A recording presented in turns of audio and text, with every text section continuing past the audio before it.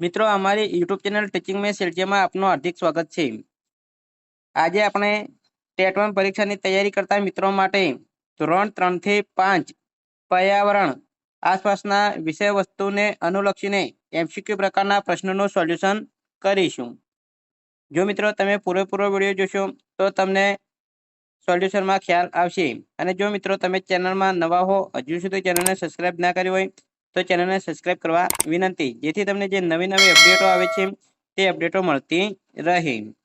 આ ઉપરાંત આપણે ભાગ 1 અને 2 તેનું સોલ્યુશન કરેલા વિડીયો ચેનલમાં મૂકેલા છે, તે તમે ના જોયા હોય તો ચેનલમાં જઈ અને જોઈ શકો છો।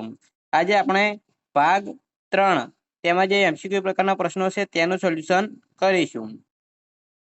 પ્રશ્ન નંબર 1, ઘરથી શાળા દૂર હોય ત્યારે નાના બાળકો શાળાએ જવા શાનો ઉપયોગ વધુ પ્રમાણમાં કરે છે? અહીં 4 ઓપ્શન આપેલા છે, એમાં સાચો જવાબ આવશે 2, રિક્ષા। 2, નદી પસાર કરવા તેના પર શું બનાવવામાં આવે છે?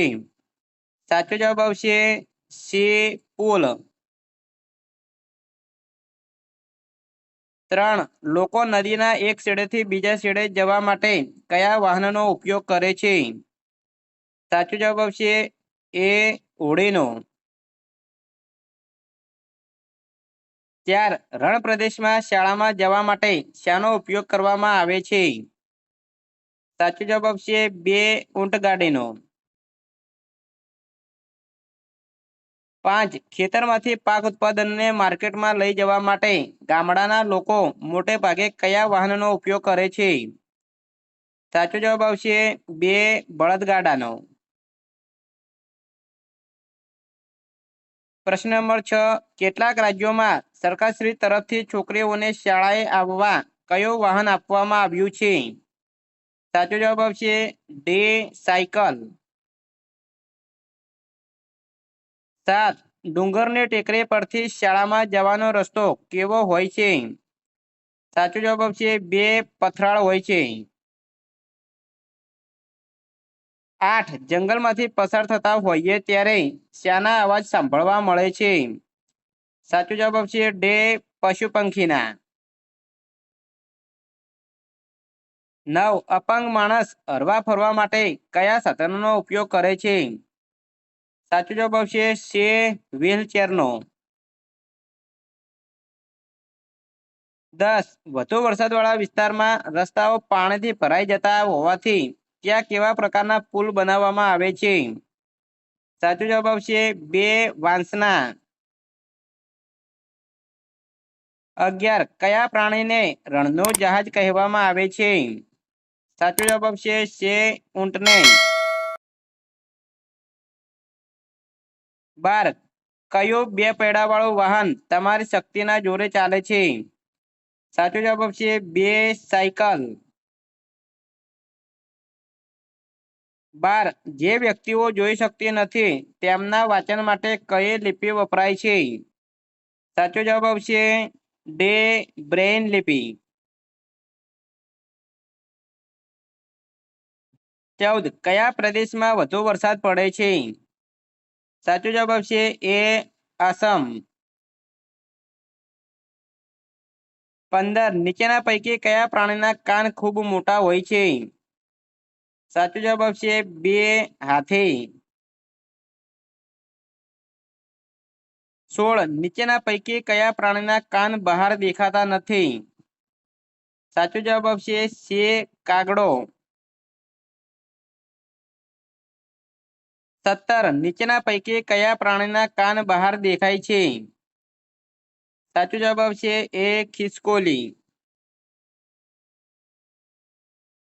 18, કયા પ્રાણીના કાન માથાની ઉપર હોય છે?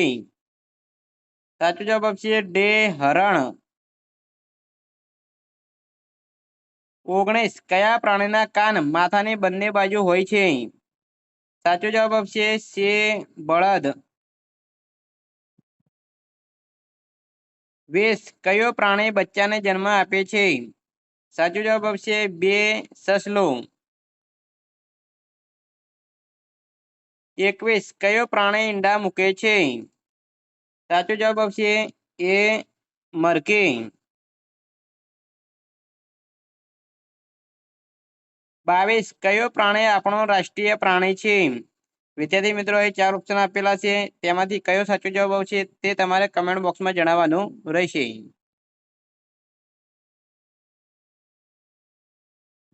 23 કયા પ્રાણીના શરીર પર વાળ હોય છે? સાચો જવાબ આવશે ડે ઉંદર. 24 કયા પ્રાણીના શરીર પર પીંછા હોય છે? સાચો જવાબ આવશે એ કબૂતર. 25 કયો પ્રાણી સરીસૃપ વર્ગનું છે? સાચો જવાબ આવશે ડે ગરોળી. 26 કયો પ્રાણી સસ્તન વર્ગનું છે? સાચો જવાબ આવશે બે ઉંદર. 27 નીચેનામાંથી કયા પ્રાણીના શરીર પર વાળ હોતા નથી? સાચો જવાબ આવશે બે સમડી. 28 નીચેનામાંથી કયા પ્રાણીને કાનની જગ્યાએ કાણા હોય છે? સાચો જવાબ આવશે બે મગર. જો મિત્રો તમે ચેનલને હજી સુધી લાઈક ના કરી હોય તો ચેનલને લાઈક કરી દેજો. 29 હાથી કયા અંગ વડે પાણી પીએ છે? સાચો જવાબ આવશે બે સૂંઠ.